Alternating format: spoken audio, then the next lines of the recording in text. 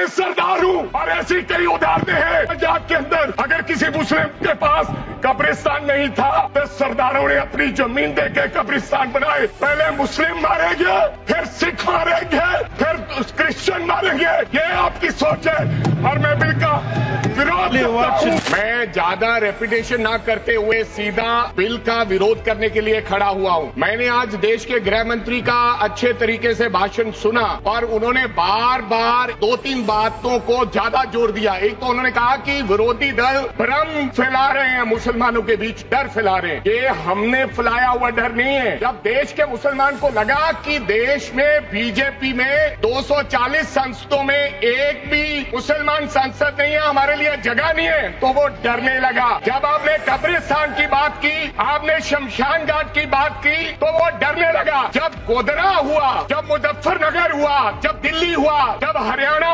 मेवात में दंगे हुए, तो देश का मुसलमान डरने लगा। आज गृह मंत्री साहब ने कहा कि 2013 का बिल अगर नहीं आता, यूपीए नहीं लेकर आती, तो आज इस बिल की जरूरत नहीं थी। क्यों बिल लाए? क्योंकि आपको पता चल गया कि देश का मुसलमान हमारा साथ नहीं दे रहा। हमने हथकंडे अपना लिए, हमने आरएसएस की नीति अपना ली, हमने डंडा अपना लिया, दंगे हो गए, लेकिन मुसलमान हमारे साथ आने के लिए तैयार नहीं है। फिर आपको पता चला, आपने एक और अंकड़ा दिया। आपने कहा 1913 से 2013 तक केवल 18 लाख मुसलमानों का जमीन था और 2013 से अब तक 21 लाख और हो गया, यानी कि 39 लाख टोटल जमीन हो गया। तो आपको किसी ने समझाया मुसलमान को अगर आपके बस में करना है, ये आरएसएस की नीति नहीं अपनाएगा जितनी देर आप इनकी सांस प्रणाली बंद नहीं करोगे। अगर वक्फ बोर्ड नहीं छीनोगे, अगर जमीनें नहीं छीनोगे, तब तक मुसलमान आपके सामने झुकने वाला नहीं है। जैसा आपने पंजाब में करने की कोशिश की,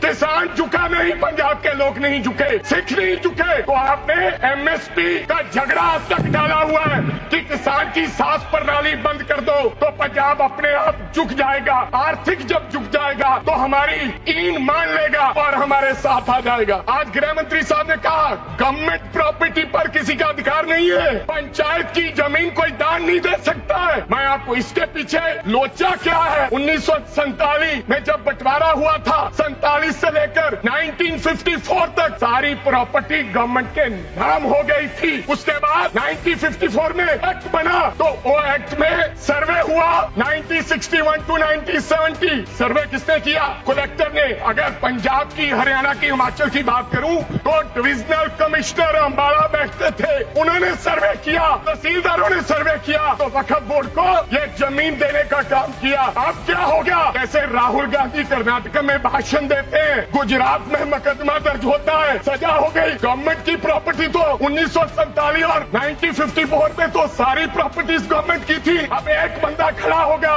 तो वो कहेगा कि यहाँ पर ये गवर्नमेंट की प्रॉपर्टी है, डिस्प्यूट होगा, तो आप वक्फ बाय यूजर का अधिकार खत्म कर दोगे कि ये तो जमीन गवर्नमेंट की थी, आप उसकी जमीन छीन लोगे। लिमिटेशन एक्ट की बात कर रहे हैं आप, और किसी धार्मिक स्थानों पर तो लिमिटेशन एक्ट लागू नहीं होता, इनके ऊपर क्यों? आप जानबूझकर इनको अपने लात के नीचे से दबाना चाहते हो, इनकी छाती पर चढ़ना चाहते हो। एक आपने और कंडीशन लगा दी कि 5 साल प्रैक्टिस मुस्लिम होना चाहिए, वो दान दे सकता है। मैं सरदार हूँ, मैं सरदार हूँ और ऐसी कई उदाहरणें हैं पंजाब के अंदर। अगर किसी मुस्लिम के पास कब्रिस्तान नहीं था तो सरदारों ने अपनी जमीन देके कब्रिस्तान बनाए। ये कौन सा अधिकार है कि मैं किसी को चीज दान देना चाहता हूँ? और इसको कौन बताएगा? रिजू साहब ये बताएंगे कि ये प्रैक्टिसिंग मुस्लिम है या नहीं है। ये सरासर अन्याय है। तो श्रोमणी गुरुद्वारा प्रबंधक कमेटी 1925 का सिखों का जो एक्ट है, आप उसमें भी संशोधित करेंगे।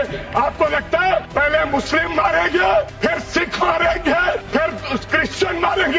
ये आपकी सोच है और मैं बिल का विरोध करता हूं।